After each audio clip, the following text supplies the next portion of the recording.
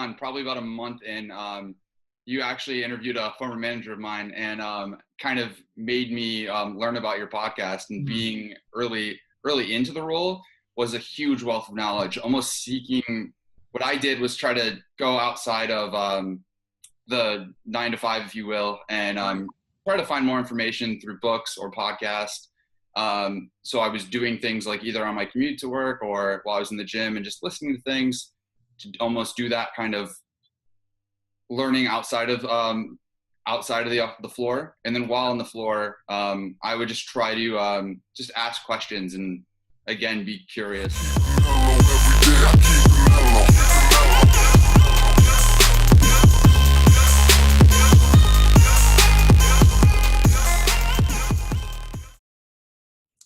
What's going on, everybody? It's Morgan J. Ingram here, host of the SDR Chronicles, bringing you motivational tips, tactics, and advice for your sales development journey, your sales journey, also your entrepreneurial journey, as I believe that sales development is the mantra and vocal point for your career and also for your life, because we use sales development daily. And today, I have a good friend of mine, Andrew Porter from Toast. He's an SDR over there, continuously growing in the role every single day. And what we're going to talk about is how to be a sponge to accelerate your career and the things that you need to be learning on a daily basis. So, Andrew, tell me a little bit more about yourself and why you're excited about the topic today.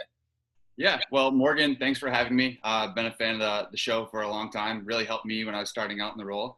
My name is Andrew Porter, currently SDR, or as we call it at Toast, sales associate. I've been in the role since September. Really trying to learn every day. My background is actually in the restaurant industry, which kind of relates to the industry we kind of target. Mm-hmm. If you're not familiar with Toast, we provide a point of sale system for restaurants. We were recently named the 3rd fastest growing tech company in North America last year. So yeah, a little bit background on me. Yeah, their team is crazy big. I visited there. I think it was 2 months ago.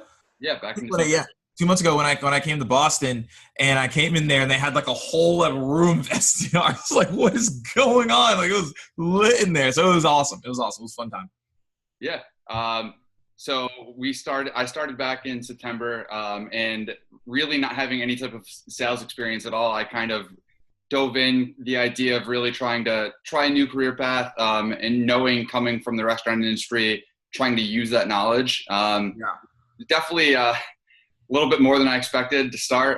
It's definitely a lot of objection handling, and really trying to really just understand from the people around you how to get better. So the topic being a sponge was just knowing that you can take really different pieces from everybody and mold it into hopefully the best SDR or salesperson you can be. Yeah, for sure. So let's definitely dive into that. Obviously, when you started your role, there were a lot of things that you were probably learning along the way. So how can people start being a sponge, and what were some things that you did as soon as you started in your role to learn? Yeah. So really, and funny, one of my managers, Brittany, actually, I told her now at this point, I was like, during the interview process, your part was probably one of the toughest parts. And she was saying, honestly, during the interview process, we did a mock call, and she was like, honestly, your mock call wasn't the best, but your ability to kind of show that you were eager to learn and grow was what really kind of had us bring you on. And that really meant a lot to me. So diving in, not having much sales experience, what helped me initially was just having a learner's mentality, just trying to learn from anybody. I remember early on just trying to just try different things, being okay to fail, and putting time on with really anybody who would listen to me. I was just eager. I knew there was so many people who had the experience, and I wanted to learn. Yeah, and I think that's critical. You want to learn, you want to get yourself out there. I think it's one of those things that it's really innate to be curious, to continuously go out there, because a lot of people are like, I have these talents or I have these skill sets already, and I don't really want to keep going learning every single day. But you kind of made that initiative to keep going and try to figure out what can I do to better myself every single day. Yeah. Speaking of curious, I really just think being generally curious about really the sales process, and then what your peers are doing that's making them successful, as well as what your managers have to say. Right. And curious about your buyer in the market. really knowing that no one buyer is the same. So just being curious on what's going to matter to them, and then stemming it back to the other people on your sales floor, why somebody uses a certain technique and how they say something specific that really works for them. So just that curiosity across the floor really helped. So how did you develop that curiosity? Is that something that you've always had? Yeah. I mean, I think it definitely is something that I did have. When it came to sales and being an SDR, coming from the restaurant industry, I felt like I had a strong background of why people need a strong point of sale system and kind of relating to that.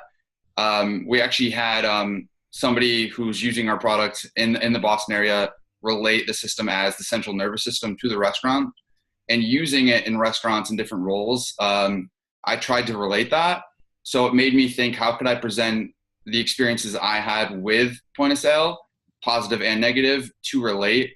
So it just made me curious to kind of just learn how to present myself in a better manner.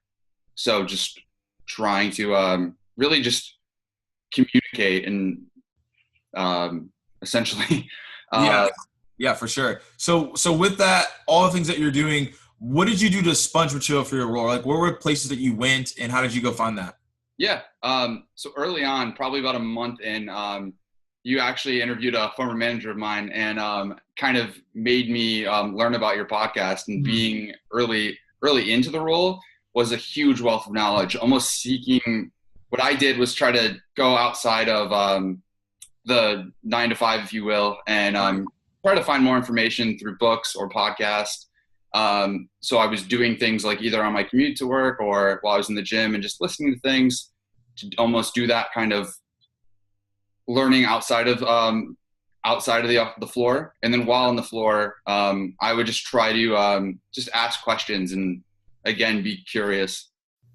Yeah, I think that's applicable. So were you like Googling these places, like, and then what were you doing, like, to get, I guess, further right? So 9 to 5, were you doing stuff before work? Are you doing stuff after work? Are you doing it during work? Like, what are the different ways that you got those material? And then what were some tactics that you got from the material that were successful? Yeah.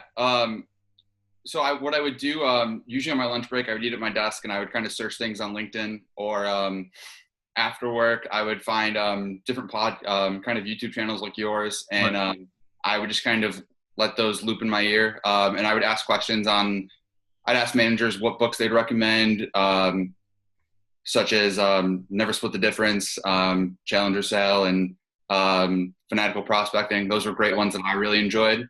And then what was the second half of the question? The second half of the question was, what were some success that you saw from the material that we're using? Yeah. One thing that really stood out to me, and actually I think instantly applying it really changed my confidence in the phone, was actually John Barrows's how to stop checking in. Stop checking in. That was huge. Just kind of like having the mindset of having a reason every time you pick up that phone, and almost like it being a privilege, and providing some type of sustainable content, and just having a real reason, and not, because I feel like checking in isn't a reason. And you hear that so many times where people are calling to check in, but they're busy people, especially in the restaurant industry. It's just having that quality content and just using a actual like reference point on why you're calling, right, definitely helped me immediately. Yeah. See, when you tell people that you have a reason for the call, then they're like willing to answer it and be, okay, that makes sense. Or they're going to be willing to have a conversation with you, because what happens a lot of times is you're coming in, you're just saying certain things, it doesn't resonate and it's not relevant. And then those people are like, okay, like whatever. So it's important to understand, hey, look, this is what we're telling you. The reason for the call is so that you can have that relative conversation that you wouldn't have with other people. Exactly. And especially like there's so many times where you send an email, you call a few times, and maybe you shoot a text message and you want to say, I'm checking to see if you got it, but rephrasing that with, the reason for my call is I emailed you this time, wanted to see if now is a better time to set up a meeting, or really kind of just more sustainable, like tangible thing than just checking in. And Exactly. I use that every day. Oh yeah, for sure, for sure. And then what can someone do inside their organization to be a sponge? So obviously there's leaders that you have from direct managers, there's obviously boss, and then there's executive leaders. How are you getting information from them and continuously being a sponge? Yeah. I actually, within the past couple of weeks, I'll set a bi-weekly coffee time with my managers. And then is that outside of work or is that during work? Usually we'll do it at lunch or like non-call blocks. Okay. So if you're taking like, I know usually like 12:30 when it's not the best to call in the restaurants, we'll go out for half an hour and kind of just talk sales strategy as well as kind of like recapping the week and just different things that are going on in the sales process. Also really putting time on with people and honing in on your numbers and really like holding yourself to them. There was, relating back to the sponge, I had one of our managers was actually one of the most successful SDR BDRs at Toast. And she really taught me to take phenomenal notes as well as just really own your numbers. So we dove in and we knew that my connected demo scheduled was great, but my call to connect needed to move up. So we kind of worked on strategies on how we can improve that. Shout out OJ. But that really helped me, and it made me want to own my show rate, my numbers, and just really kind of, I've actually had AEs tell me that my notes were great, and it made me really feel proud of that because they can use that information more accessibly on the demo. Yeah, that's key, guys. Taking notes is really critical. And I actually saw a video this morning that was talking about the same exact thing. I used to hate taking notes. I'm like just not really a big fan. I just sit there and like, yeah, okay, I get it. But when there's so many things going on, you will forget things, especially in sales. You're having so many conversations, you're sending out so many emails. There's no way that you're going to remember every single thing unless you have some superpower that you're not telling us. So you got to be able to take notes and be efficient. I've seen that to actually be one of the most successful things to help you further along in your career. Absolutely. And then speaking of the notes, another great thing is if you have the opportunity, depending on where you're at in your company, we have inside and outside reps. Sitting in on your own demos and seeing how like the rep uses the knowledge you provide them on the meeting is an amazing thing, but it's also a thrill because it's like, is this meeting as good as I thought it was? And maybe it can turn out to, and it usually, hopefully it turns out to be better. Yeah, you put yourself in like kind of a suspense. You're like, I don't know what's gonna happen. Yeah. For sure. It's fun thrill. Yes, for sure. So, moving on to that, we talked about the reason for my call. You said that was really helpful for you and that's a tactic that you use. But what is the most impactful thing that you've learned? Maybe from a book, it could be still from a podcast, it could be from a blog that you wrote that just like really touched you and motivated you. Yeah, that is a good question. When it comes to, I guess just really having purpose and then kind of organizing your day. I remember you had something early on about kind of setting times for your days. Yeah. And just kind of coming in with proper mindset. I know we've talked about off air how music kind of gets you hyped up. Just coming in with proper mindset, and just one thing that I've kind of learned to do is celebrate the little wins a little bit and not care to embrace the big wins, but also go on to the next thing and know that don't celebrate too long, if you will. Yeah, definitely don't celebrate too long, which I feel like that's actually an intriguing thought, right? So the first video I ever had, if you guys watched SDR Chronicles for a long time or listened to the podcast for the first time, it's how to keep a steady mindset. I still believe that's the most important video in this entire thing. If you don't understand that, then none of this works or none of this even matters. Like, give you the best tactics and the tips in the world, but if you don't have a steady mindset, it's going to be non-essential. And so what Andrew just said here is actually really critical, and I want to touch on it, and we can dive a little bit deeper into it, is not to celebrate for too long. So the most component that people listen to the most and what happens to most people is they get caught up in the low. So you get depressed, you get really annoyed, you get frustrated, and you're like, this sucks. I'm not good at being an SDR. I'm not good at sales. I'm going to quit. Because like you had like one bad week, which it happens. Like last week wasn't a good week for me, and this week has been like okay for me. So it's like, oh, all right, well, it happens. Like it's just sales.